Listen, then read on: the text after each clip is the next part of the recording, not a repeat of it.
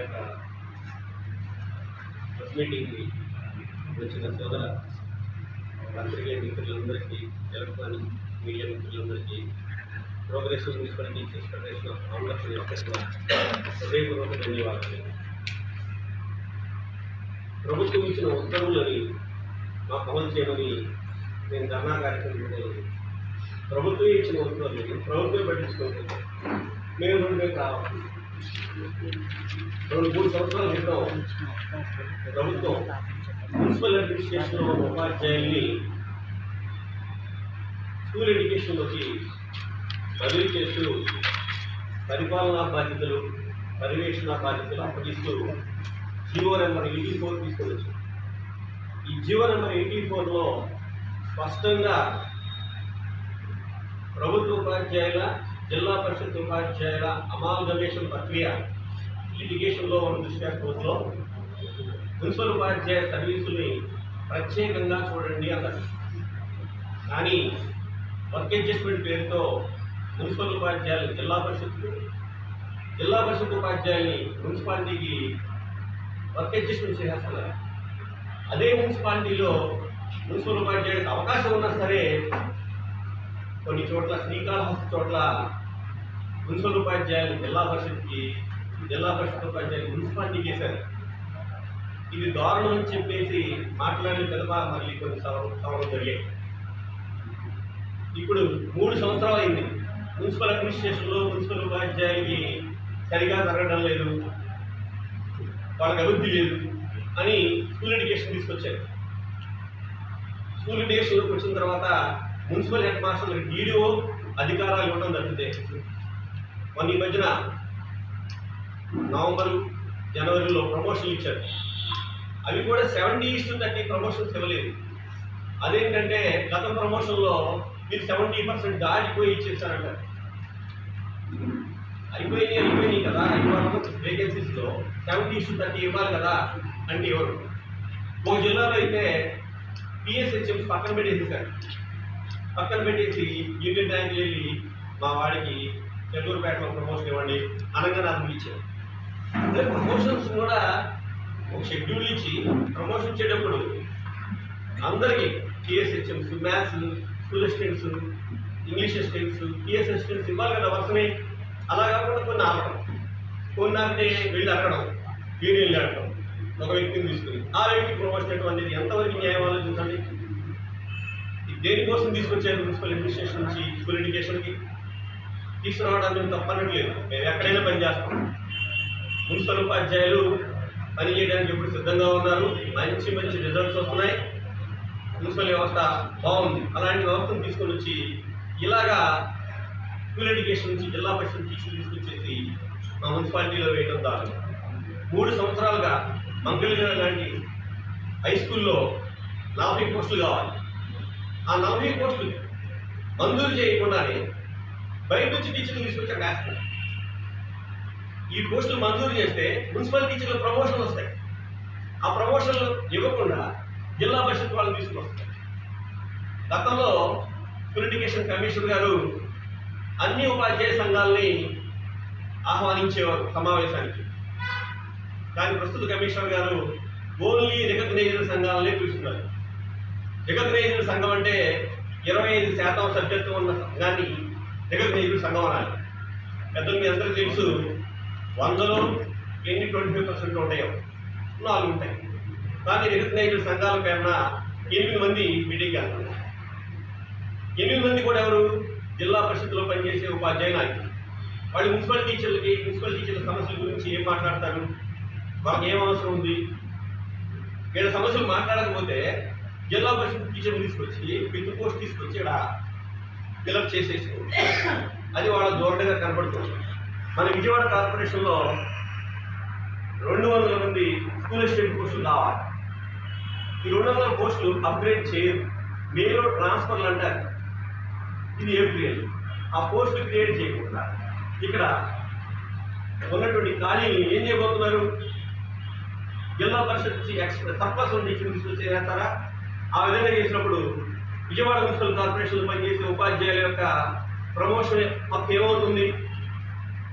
ఇదంతా దారుణం జరుగుతుంది. కాబట్టి ఇవాళ మేము ఈ ప్రజాప్రభుత్వం మీద వ్యతిరేకంగా మాట్లాడాల్సి వస్తుంది.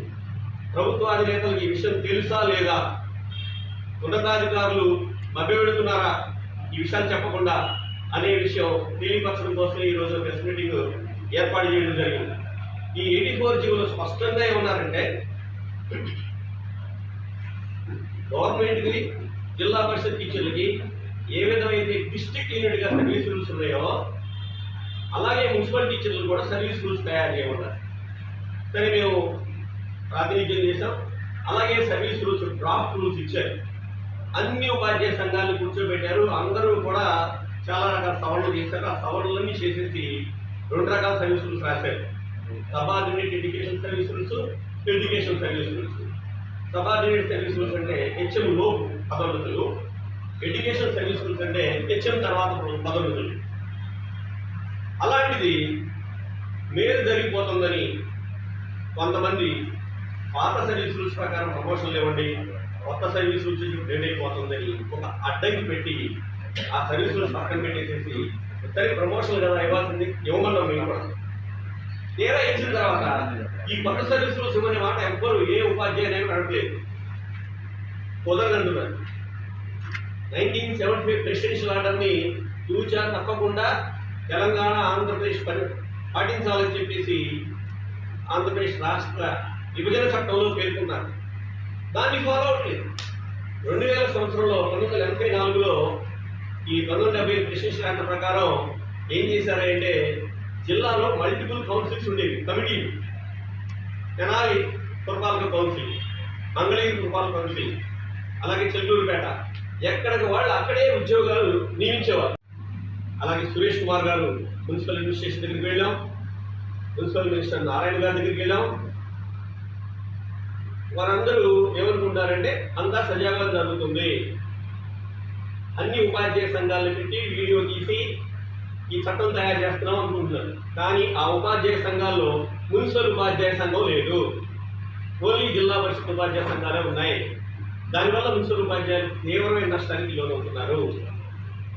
ఒకడు ప్రమోషన్ ఒకడు ఇలా తీసుకోవడం జరుగుతుంది. అదేంటంటే కొంతమంది అంటున్నారు, ఈ మధ్య ప్రమోషన్ లేకపోతే లేకపోయింది, మేము విజయవాడలో ఉన్నా, బదిలీ లేకపోయినా పర్వాలేదు, మాకు స్కూల్ వద్దు, మా బదిలీ లేకపోతే ఇక్కడ ఉంటాం. ఇంకోటి ఏంటంటే మరీ దారుణంగా 2018లో అప్పటి ప్రభుత్వం 506, 508 ట్రాన్స్ఫర్స్ ఇచ్చారు మొట్టమొదటిగా మున్సిపల్ టీచర్లకి. కోరుకున్న వాళ్ళకి కోరుకున్న ట్రాన్స్ఫర్ చేశారు. ఇప్పుడు కూడా జనరల్ ట్రాన్స్ఫర్స్ వద్దు, 506, 507 ప్రకారమే ట్రాన్స్ఫర్లు చేయండి, కోరుకున్న వాళ్ళకి ఇవ్వండి, మేము 20 సంవత్సరాలు 30 సంవత్సరాలు ఈ స్కూల్లోనే ఉంటాను, ఇక్కడే ఉండాలి, మా ఇంటి పక్కనే ఉండాలి. ఇది ఎలాంటి వాదం ఆలోచించండి. మేము మీ ద్వారా అడుగుతుంది ఏంటంటే, ఇప్పుడు 59 సంవత్సరాలు నాకు వయసు, ఇప్పుడు ఆరోగ్యంగానే ఉన్నాను, రేపేంటో తెలియదు. చాలామంది టీచర్స్ కార్పొరేషన్లో వైద్య వసతులు ఎక్కువ ఉంటాయి కాబట్టి చాలామంది టీచర్స్ అంటే వయసు పళ్ళులు వైద్య అవసరాల కోసం విజయవాడ కార్పొరేషన్ రావాలనుకుంటారు. ఇక్కడే ఉద్యోగం చేసుకుంటే హ్యాపీగా వాళ్ళు జీవనోపాధి ఉంటారు. గుడివాడ నుంచి డైలీ విజయవాడ రావాలంటే ఎలా రాగలడు అంత వయసులో అనారోగ్యంగా? ఆ అవకాశం ఎవరు పడితే అక్కడ రావడానికి కుదరదు. ప్లస్ గుడివాడలో వాళ్ళు గుడివాడలో స్థిరపడ్డారు, మచిలీపట్నం వాళ్ళు మచిలీపట్నం స్థిరపడ్డారు, విజయవాడ వాళ్ళు విజయవాడలో స్థిరపడ్డారు. ఎందుకు ఈ సర్వీస్ రూల్స్ అంటే అలా అనారోగ్య సమస్య ఉన్న వాళ్ళు పెళ్ళిళ్ళు చేసుకుంటారు. కొంతమంది తెలియకుండా విజయవాడ చేసుకుంటాడు. ఆ అబ్బాయి 30 సంవత్సరాలు విజయవాడ వెళ్ళాల్సిందేనా? ఇలాంటి సర్వీస్ రూల్స్ అడుగుతున్నాం. డిస్ట్రిక్ట్ యూనిట్గా ఒకే సర్వీస్ రూల్స్ అడుగుతున్నాం. ఆ సర్వీస్ రూల్స్ ని డ్రాఫ్ట్ రూల్స్ ఇచ్చారు, దాన్ని చట్టం చేసే బదిలీలు చట్టం అడిగాం. మేము అందరి దగ్గర పెద్దల దగ్గర అందరికి తిరిగాం, అందరికీ రిప్రజెంటేషన్ ఇచ్చాం. కానీ మా రిప్రజెంటేషన్ మాత్రం పట్టించుకున్నదా కనుకోవాలి. అందువల్లే మేము ఈ రోజున ఏప్రిల్ 17 గురువారం ఉదయం 10 గంటల నుంచి సాయంత్రం 5 గంటల వరకు Vidyabhavan Atmakur commissioner school education వారి ఆఫీస్ ముందు శాంతియుత ధర్నా చేయాలని నిర్ణయించుకున్నాం. అందులో భాగంగానే ఈ విషయం పెద్దలు, ఈ ప్రభుత్వ పెద్దలు తీసుకెళ్ళడం కోసమే, మా మున్సిపల్ ఉపాధ్యాయుల సమస్యల పరిష్కారం కోసం వాళ్ళ దృష్టికి తీసుకెళ్లాలనే ఉద్దేశంతో నేను ముందుకు వచ్చాం. కాబట్టి దయచేసి ఈ విషయాన్ని మీకు మీ సహాయ సహకారాలు కావాలని కోరుతున్నాను. అలాగే కొన్ని హై స్కూళ్ళని యూపీ స్కూల్ని హెచ్ఎంగా ఆ స్కూళ్ళకి పోస్ట్ ఇవ్వట్లేదు. అక్కడ హై స్కూల్ హెడ్ మాస్టర్ లేడు. అక్కడ హై స్కూల్లో పనిచేసే టీచర్లు కూడా జిల్లా పరిషత్ ఎంఈఓ దగ్గరికి జీతాలు చేసుకోవాల్సిన పరిస్థితి వచ్చింది. మేమేమన్నామంటే హై స్కూల్ హెడ్ మాస్టర్కి ఏమండి వాళ్ళ జీతాలు మున్సిపల్ టీచర్లు ఇస్తారంటే అది ఒప్పుకోవట్లేదు. అలాగే మున్సిపల్ ఉర్దూ ఉపాధ్యాయులు ఉన్నారు. ఫర్ ఎగ్జాంపుల్ పశ్చిమ గోదావరి